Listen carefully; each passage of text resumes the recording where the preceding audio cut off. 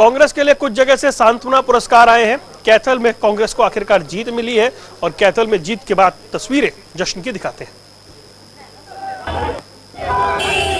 ये कैथल की तस्वीरें हैं। दरअसल कैथल रणदीप सुरजेवाला का गृह क्षेत्र है और उनके बेटे को यहां से जीत मिली है। बीजेपी के लीलाराम गुर्जर, जिन्होंने पिछली बार रणदीप सुरजेवाला को हराया था, अब उन्होंने हिसाब चुकता कर दिया है और आदित्य सुरजेवाला वो हरियाणा विधानसभा पहुंच गए हैं। जीत को लेकर आश्वस्त थे और उन्होंने यहां से शानदार जीत दर्ज की है। चलिए आपको बता दें, आंकड़ों में फिर फेरबदल हुआ है। बीजेपी 2 और नंबर नीचे आके 47 हो गई है। 46 का जो आंकड़ा है, क्या बीजेपी उससे नीचे आएगी, ये देखना दिलचस्प रहेगा। निर्दलीय जो है उन पर बीजेपी की नजर रहेगी। सावित्री जिंदल, देवेंद्र कादियान पर बीजेपी की नजर यकीनन तौर पर रहने वाली है। और ये नंबर जो है ये हल्का फुल्का इसमें ऊपर नीचे फिलहाल आपको दिखेगा। जींद से कृष्ण मिड्ढा एक बार फिर तीसरी बार चुनाव जीत गए हैं, हैट्रिक लगाई है। क्या कुछ कह रहे हैं, सुनते हैं। देखिए, ये लोगों की जीत है। लोगों ने जो प्यार और विश्वास भारतीय जनता पार्टी और मिड्ढा परिवार में जताने का काम किया, मैं पूरी जिंदगी जनता का बहुत बहुत आभार व्यक्त करता हूं। हरियाणा में भी काफी आपके अनुरूप रिजल्ट आए हैं, क्या कहेंगे? हम तो पहले ही कह रहे हैं कि तीसरी बार फिर से भारतीय जनता पार्टी की ही सरकार बनेगी, ये तय।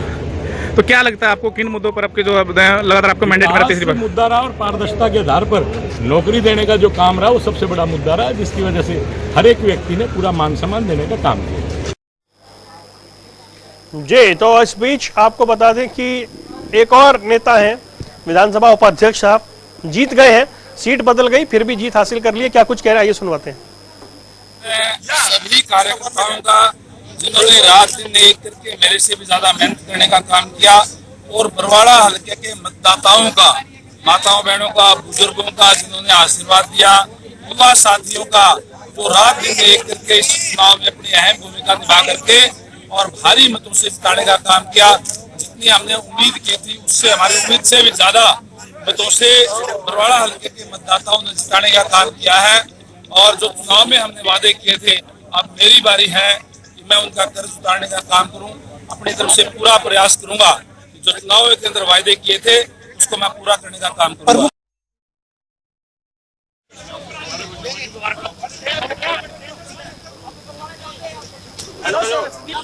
चलिए जश्न की तस्वीरें आपको दिखा रहे हैं। इस बीच एक आपको आंकड़ा बता दें, बीजेपी 2014 के आंकड़े पर पहुंच गई है 47। 2014 में बीजेपी की 47 सीट आई थी और बीजेपी वापस 47 के आंकड़े पर है। और जैसा कि हम बता रहे थे, 2-3 सीटें ऐसी हैं जिस पर अभी मार्जिन कम ज्यादा का है, तो यहां पर कुछ होने की संभावना है। आपको बता दें कि कुछ सीटें ऐसी हैं जिन पर क्लोज फाइट है। घरौंडा से हरविंदर कल्याण की लीड लगातार घट रही है, 1138 वोट की लीड रह गई है। यहाँ पर कुछ भी होना संभव है। इसके अलावा कुछ और सीटों की बात करें जहां पर ऐसा लगता है कि कुछ उलट पुलट हो सकता है, उसमें एक सीट और है, वो है रोहतक। मनीष ग्रोवर 302 वोट से आगे हैं, तो यहां पर भी कुछ होने की संभावना है। और इसके अलावा एक सीट की और बात करें तो घरौंडा, तो 3-4 सीटें हैं जिन पर नंबर ऊपर नीचे फिलहाल हो सकता है। लेकिन कुल मिलाकर के अभी स्थिति स्पष्ट है।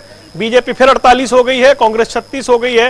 ये नंबर अब जब 6 घंटे से ऊपर की काउंटिंग हो चुकी है, इसमें बहुत बदलाव की कोई गुंजाइश नहीं है। तीसरी बार बीजेपी सरकार केंद्र में भी और प्रदेश में भी, ये एकदम स्पष्ट रहा। तो तमाम प्रयासों के बाद सब कुछ जस का तस ऐसे ही है। और कांग्रेस के लिए बड़ा झटका है कि लगातार तीसरी बार वो सरकार बनाने में नाकाम रहे हैं। अभी तक के नंबर ये हैं। हालांकि भूपेंद्र सिंह हुड्डा ऐसा कह रहे हैं कि अभी खेल खत्म नहीं हुआ है।